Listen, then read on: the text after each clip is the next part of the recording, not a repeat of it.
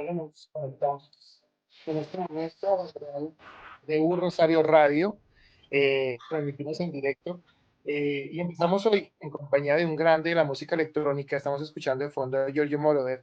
eh, este intérprete de Daft Punk le hizo un homenaje en su trayectoria en ese disco multipremiado de Daft Punk, el Random Access Memories. Pero en esta oportunidad lo escuchamos sobre todo porque esto que escuchamos de fondo le hizo banda sonora a una película de Alan Parker que se llama Expreso de Medianoche.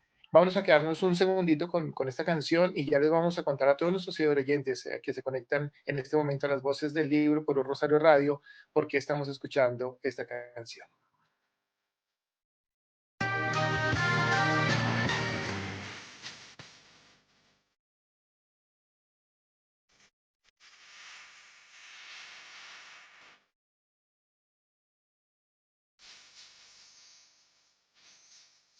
Listo.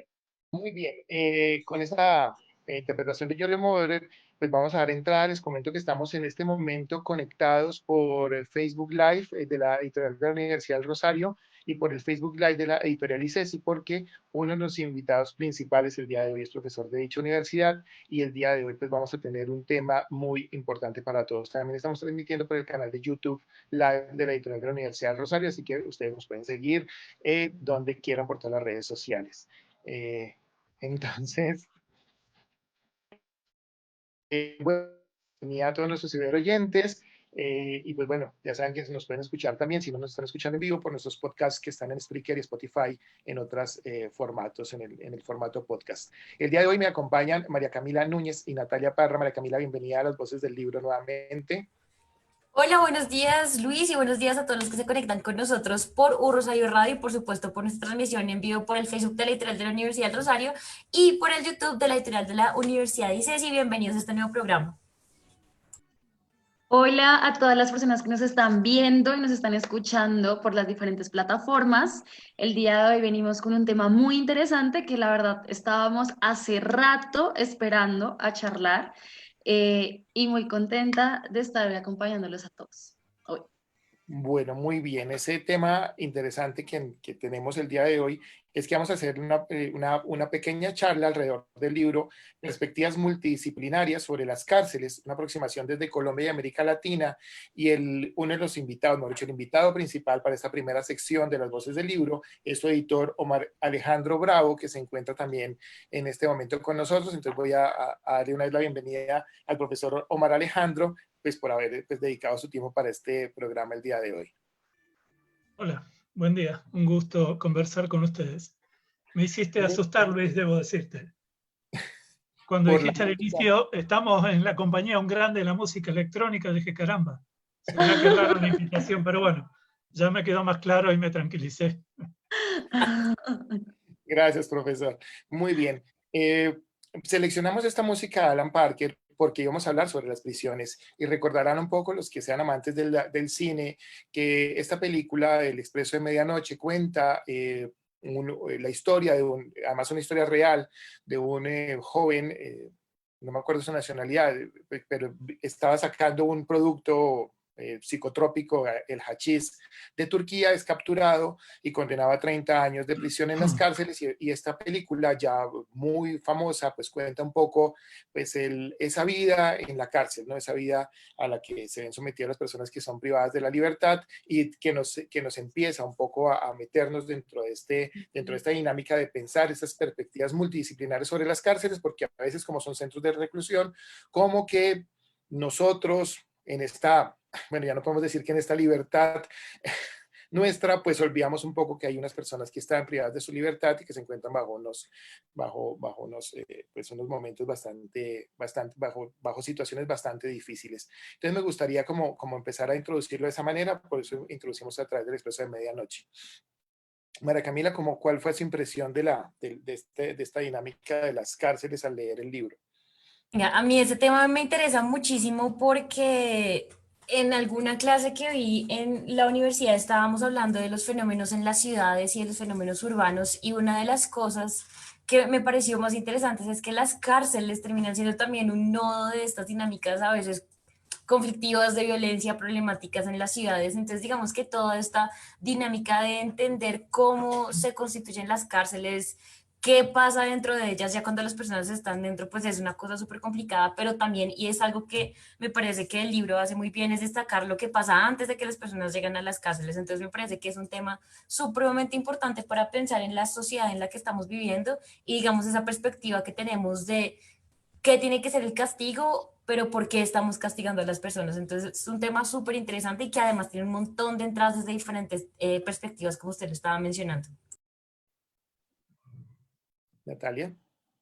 No, pues como Camila, a mí también me pasó que cuando yo me encontré en una clase que precisamente era específico sobre cárceles y como todo el sistema jurídico respecto al castigo, desde la antropología, uno también se preguntaba y entraba en un debate muy moral y era como, o sea, ¿cómo castigamos?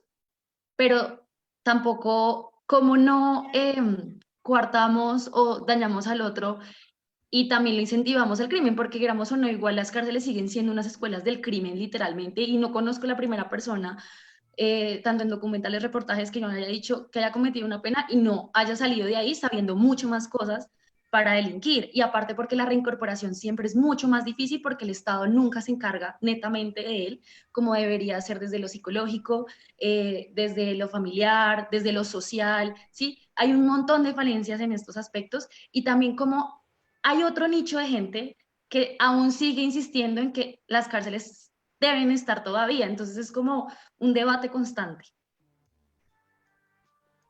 Bueno, y como parte de nuestro lema en las voces del libro es que, y de la editorial de la Universidad del Rosario, es que más que académica, múltiples formas de ver el mundo, pues en esa múltiple forma de ver el mundo es que invitamos al profesor Omar Alejandro Bravo para que a través de esta pequeña entrevista pues nos explicara un poco pues cuáles son esas perspectivas multidisciplinarias sobre las cárceles. Entonces vamos a ir a una breve pausa musical y ya entramos de lleno en la entrevista con el profesor Román Alejandro y pues de entrada le agradezco mucho el tiempo dedicado acá. Recuerden que estamos por el Facebook Live de la editorial ICESI y por el canal de YouTube de la Universidad del Rosario. Muy bien, listo. Entonces, de profesor Román Alejandro Bravo, pues gracias por estar el día de hoy acá.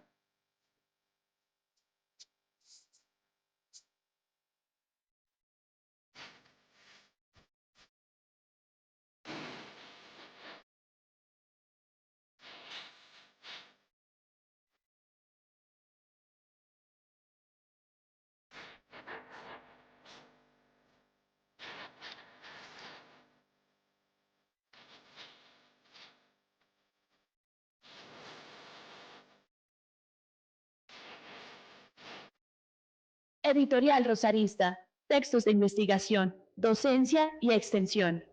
No tenemos miedo, no, es que no tenemos miedo.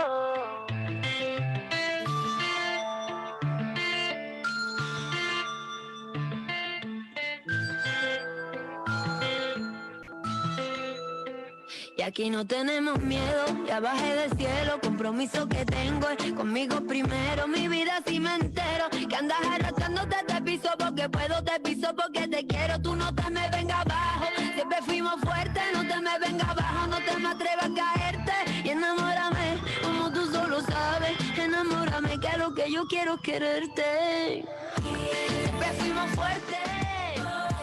Siempre fuimos fuertes. Tú no te me vengas abajo. Siempre fuimos fuertes. Siempre fuimos fuertes. Tú no te me vengas abajo. Mírame, aquí estoy. ¿Tú qué hiciste? Vida en la Lo que cárcel. estamos escuchando de fondo es la Aramala Rodríguez, es la interpretando el tema principal de la serie Vis a Vis, es uno de los primeros programas de televisión que tuvo Alex Pina y que cuenta la historia de mujeres en la cárcel. Entonces también teníamos como para ir ambientando el tema, ese es el famoso Agnus Dei en una versión rapeada de la Mala Rodríguez. Y de ese vis a vis que también está recomendadísimo para las personas que quieran pues adentrarse en un thriller sobre lo que pasa en una cárcel de mujeres en España. Muy bien.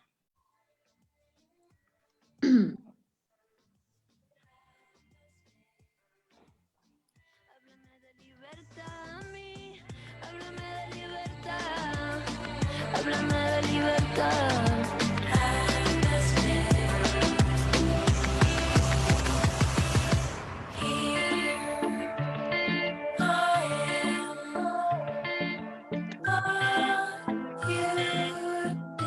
Siempre fuimos fuertes. Y entramos de una vez ya en materia. Natalia, podemos presentar al profesor Omar Alejandro Bravo, que ya todos nuestros ciberoyentes están esperando que conversemos ya con él.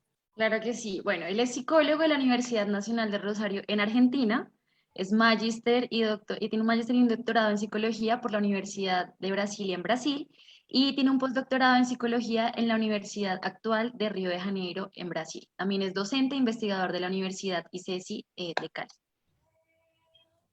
Bienvenido, Omar. Bueno, gracias. Gracias por la Vale, invitación. profesor Omar, bienvenido. Como verá, tenemos muchas preguntas. Nosotros pues, tenemos unas ideas de lo que es la cárcel, seguramente que las mismas que tienen nuestros ciberoyentes allá afuera. Entonces hemos preparado un par de preguntas pues, para ir adentrándonos en este libro de perspectivas multidisciplinares sobre las cárceles que usted ha sido pues, su editor y compilador. Bueno, de la editorial Universidad ICESI. ¿Cómo no? Cami. Bueno, profesor, entonces, bienvenido a Las Voces del Libro. Muchísimas gracias por estar acá con nosotros y acompañarnos también en esta red multiredes que tenemos ahorita por Facebook, YouTube, por radio. Entonces, la primera pregunta que yo quería hacerle es que precisamente este libro es Perspectivas Multidisciplinares sobre las cárceles y está trabajado desde también una red, digamos, un instituto latinoamericano de las Naciones Unidas para la Prevención del Delito y la Justicia Penal, pero también, digamos, es conocido que hay diferentes redes y diferentes institutos que se han creado alrededor de los estudios penitenciarios. Entonces, mi primera pregunta era esa: ¿por qué es importante pensar en las cárceles, pero por qué es importante pensarlas desde este aspecto multidisciplinario o interdisciplinario incluso? Sí, a ver, una de las cosas que se menciona en el libro, y digamos, este libro está basado en un evento que hicimos en ICESI en el año 2017, en febrero, y donde la discusión transitó por un camino parecido al del texto, en el sentido de, entre otras cosas, suponer que la cárcel, que ustedes hicieron una introducción muy apropiada en cuanto a cierto aspecto fascinante de la misma por ser un universo social muy diferente. Pero aún a partir de esa fascinación académica, social, que nos puede generar política inclusive, creemos, lo que integramos este texto, que es un espacio sobre el cual se ha pensado poco en términos teóricos y de propuestas inclusive. Entonces, esto de montar espacios interdisciplinarios, de reflexión, de debate, en torno al fenómeno carcelario, es, creo yo, de alguna manera una deuda pendiente, que en ciertos campos disciplinarios es mucho más visible. En la psicología, creo yo, en el derecho penal, porque obviamente son aquellas disciplinas que más están vinculadas a este fenómeno. Entonces creo que en parte este texto y el evento que lo motivó y las redes en las que circulamos varios de los que hacemos parte de este libro, tiene que ver con esta inquietud, sentir que hay un espacio de reflexión insuficiente en relación al volumen del problema y a la demanda, iba a decir que genera, en realidad es que debería generarnos en términos de pensamiento y sobre todo de propuestas de acción concreta. Entonces por ahí viene esta inquietud interdisciplinaria, Camila. Yo quería hacer una pregunta también, que si se puede, de la interdisciplinariedad, que creo que siempre se ha debatido. Y es como, ¿a qué se debe esta falta de responsabilidad del Estado frente a las violaciones de los derechos constitucionales de las personas que están privadas de la libertad? ¿Por qué es? O sea, de pronto puede ser una pregunta obvia, pero pues muchas personas igual se lo preguntan y es como, ¿es que el Estado aún cree que el crimen nace o el crimen se hace? Porque también lo que a veces uno ve es que el Estado muchas veces piensa que esto es un tema también muy determinístico y muy ontológico, como si la criminalidad fuera naturalizada, natural, mejor dicho. No, mira, no me parece una pregunta obvia. Inclusive por lo que hablamos antes, porque sigue siendo insuficientemente respondida. ¿Qué pasa con la actitud del Estado frente a la forma de respuesta al crimen? La que más se privilegia, obviamente, es el encierro. ¿Y por qué las consecuencias del encierro y las propias circunstancias del mismo generan esta cierta apatía social y política? Tenemos el caso más reciente de la muerte de estos muchachos en la cárcel La Modelo. Y es sorprendente, pasó casi inadvertido. Uno recuerda a Agamben y esta categoría que hace de vidas que no merecen ser vividas. Y parece que la gente que está presa perdiese esta capacidad de ser reconocida como ciudadanos y ciudadanas. Yo creo que en parte, a partir de esta representación social instalada, de que si infringieron la ley, todo lo que les toque y les pase está bien y merecido, es que se genera esto que tú mencionabas, esta posibilidad de que la gente que está presa se le haga lo que el Estado se le antoje hacer y no genere mayores repercusiones más allá de su espacio social más próximo, las familias o grupos de defensores de derechos humanos. Pero hay una paradoja de fondo en relación a tu pregunta que es escandalosa. Yo creo que lo repetimos en otro espacio reciente. La cárcel debe ser la institución de la modernidad, que más ha crecido y que más ha fracasado. Ahí está la paradoja, ¿no?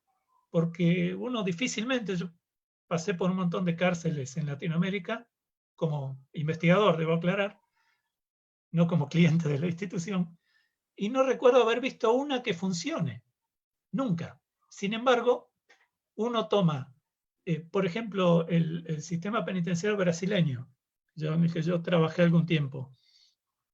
Uno toma discursos, encontré un texto por allí el año, creo que 1796, donde aún en la época del imperio se produce una reflexión por parte de las autoridades en el sentido de decir que las cárceles están en crisis y que no funcionan y que hay que hacer cambios. 1796, año más, año menos. Y uno toma un texto actual referido a esta misma población y a su situación y va a encontrar discursos parecidos, que se igualan, creo yo, en este significante, la crisis. Entonces, ¿cómo puede ser que una institución esté en crisis desde su propio nacimiento, que nunca haya funcionado y que crezca de la manera absurda y exponencial en que lo hace? Creo que allí hay una respuesta interesante en relación a tu pregunta, ¿no? Mal respondida porque te la respondo quizás con una inquietud, con una pregunta, pero creo que es esa, o ese es uno de los ejes a partir del cual pensarse este fenómeno tan complejo e, insisto, y tan insuficientemente pensado en términos también académicos, también políticos, por supuesto. Exacto. Profesor Bravo, en ese mismo orden de ideas, además porque me interesa mucho rastrear esa línea de la vida digna, ¿no? Las vidas que son dignas de ser vividas, que Judith Butler también trabaja en uno de sus textos.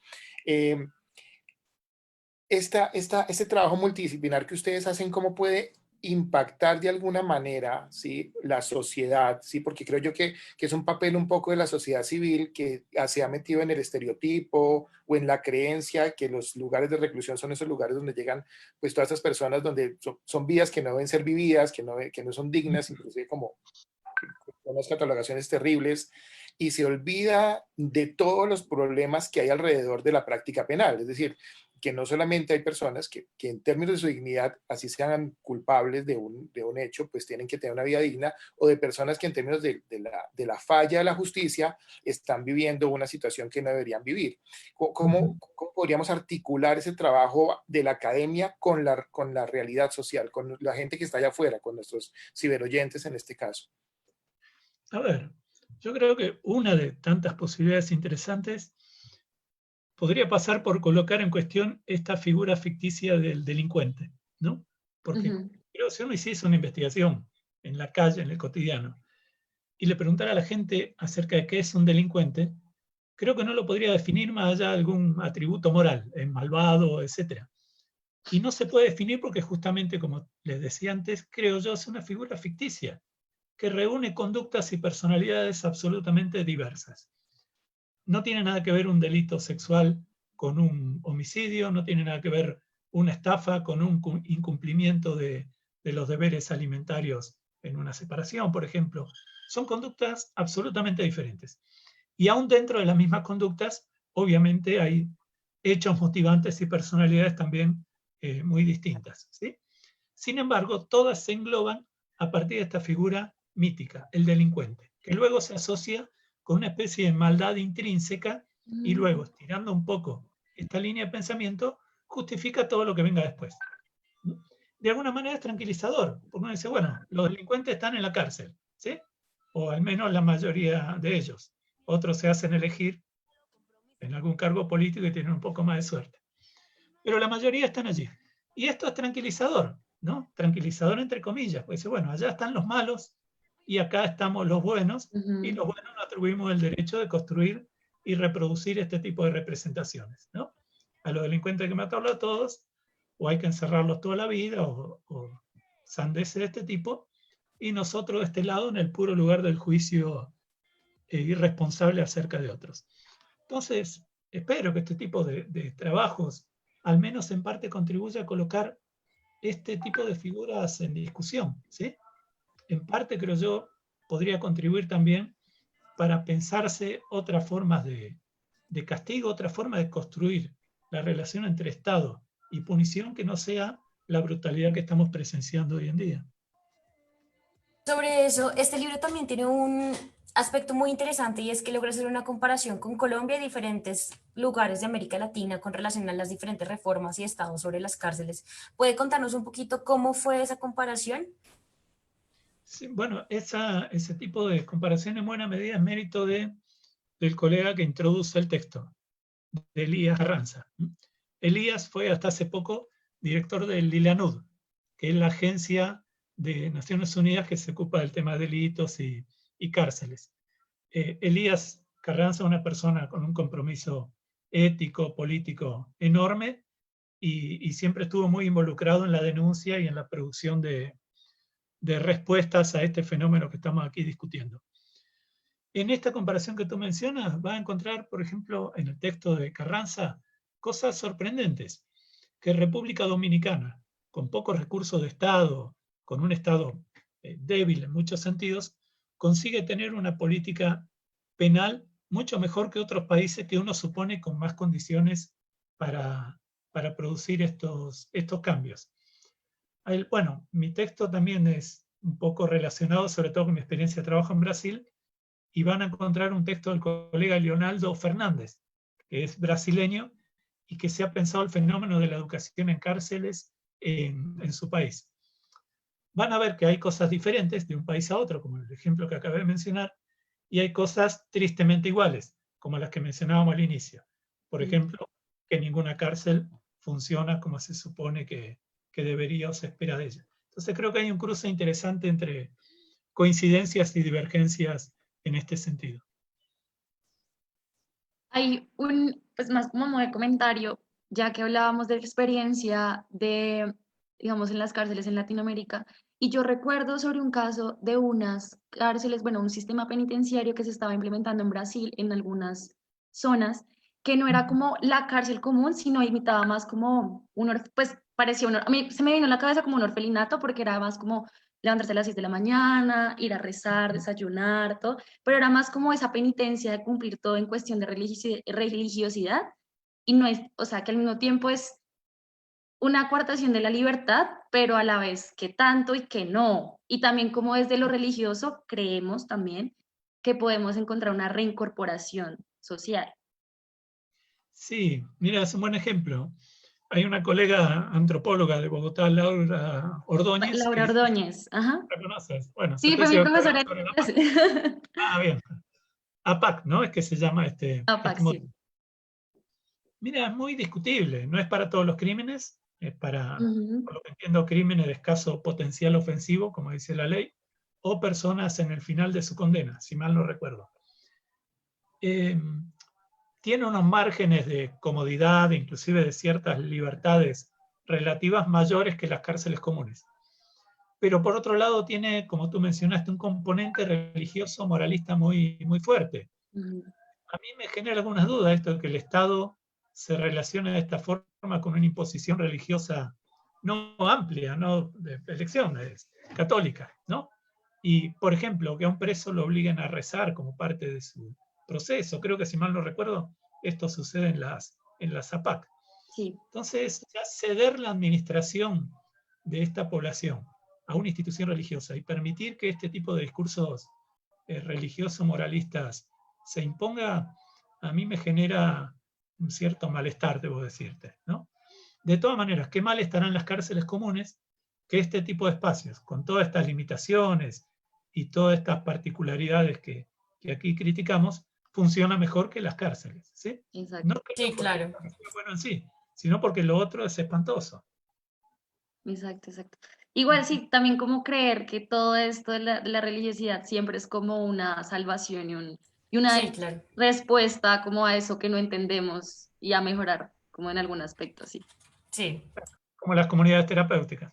Sí, ahí está la discusión de qué esperamos que las personas sean cuando salgan de la cárcel, ¿no? Esa noción de cómo se está mejorando, sí es.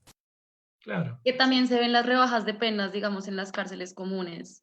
Yo recuerdo mucho a Garavito en una entrevista diciendo cuando le rebajaron la pena, como que se había convertido y que Dios le había dado como esa posibilidad de ver, bueno, y todo este discurso. Obviamente Sí. respetando desde la religiosidad, pero igual es como Sí. un poco paradójico. Y que se iba a Profesor, elegir diputado por la causa de la Imagínate, no. En fin, sin palabras. profesor, nos queda poco tiempo, entonces tenemos que ir ya cerrando, pero me gustaría que no dejáramos un tema aparte, siendo usted psicólogo, que es un poco, que es el trastorno mental en medio de la cárcel y sobre todo con los jóvenes delincuentes. Pues, qué pena, utilizo la misma palabra que estábamos hablando, con los jóvenes que han cometido algún acto que los ha llevado a que pierdan su libertad y frente a eso que también es uno de los temas que se está abordando en el libro que me parece muy importante. Sí, miren, la circunstancia en la que estamos viviendo puede servir como un analizador más próximo en relación a tu pregunta. Si este encierro obligado, esta especie de prisión domiciliaria en la que estamos, nos genera la respuesta previsible en términos de una cierta ansiedad o conductas depresivas o algún malestar en términos psicológicos, en general no muy relevantes, pero molestos. Y estamos hablando de 2 meses en nuestros propios domicilios con ciertas condiciones afectivas, bueno, de todo tipo, obviamente muy diferente a las cárceles. Imagínense entonces ustedes, en términos de salud mental, las consecuencias de estar encerrado 5 o 10 años en un espacio minúsculo, muy rodeado de gente que no conoces, con las que en general se desarrolla una situación de incomodidad y de agresión. Todo ese tiempo, imagínense desde el puro sentido común qué efecto puede tener eso en la salud mental. Y volviendo a lo que decían Camila y Natalia, imagínense también lo absurdo de esta expectativa de que la persona salga allí convertida o resocializada después de todo este maltrato, ¿no? Exacto. Más allá, creo que Camila decía esto de lo que se aprende en la cárcel. Más allá del aprendizaje en sí, está también este factor psicológico afectivo, si se quiere. Uno no va a salir reconciliado con la sociedad o con el Estado amando a todo el mundo. Si lo hace, es porque se montó en este discurso ficticio que nosotros esperamos escuchar, nosotros digo profesionales que trabajamos en este campo, que esperamos escuchar, digo, desde una tradición histórica, no de una intención política. Y que ellos entienden que conviene instrumentar de esta manera. Pero es insostenible una vez que la persona atravesó la puerta de la cárcel y volvió a la vida social. Allí los efectos psicológicos continúan, la dificultad de poder orientarse en tiempo y espacio, de poder construir relaciones sociales amplias. Entonces, tiene un efecto fuerte, devastador, le diría, en el propio momento del encierro, e inclusive tiene consecuencias para el momento en que la persona egresa, porque ha perdido, obviamente, hasta ciertas funcionalidades sociales, así como las personas que pasan mucho tiempo en manicomios, pierden funcionalidad social, pierden capacidad de sostenerse en el día a día. Entonces, en todos estos sentidos, si me quedo corto con la descripción, la relación salud mental-cárceles es terrible y merece una crítica más profunda. Sí, totalmente. Profesora Omar Alejandro Bravo, muchas gracias pues, por esta corta entrevista. que hubiéramos querido quedarnos mucho más tiempo porque es un tema bien interesante y creo que para los ciberoyentes es muy importante la reflexión sobre el delincuente, sobre el trastorno mental y sobre la relación política criminal, política carcelaria. Creo que está muy bien. Muchas gracias por esta contribución y pues gracias a la editorial ICESI también por habernos permitido hacer el contacto con usted. Bueno, gracias a ustedes y a Adolfo, el colega de ICESI, por permitir este diálogo, que ha sido muy grato. Gracias, profesor, de verdad, por la invitación y esperamos poder vernos en pues en otro momento para dialogar más este tema que de verdad sigue con muchos debates y siento que no tiene un final.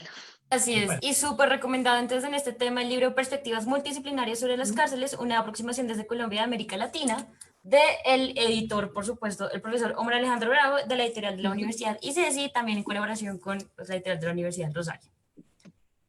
Bueno, entonces pues nuestros ciberoyentes que se queden allí y ya regresamos. Enamórame que lo que yo quiero es quererte. Siempre fuimos fuertes. Siempre fuimos fuertes.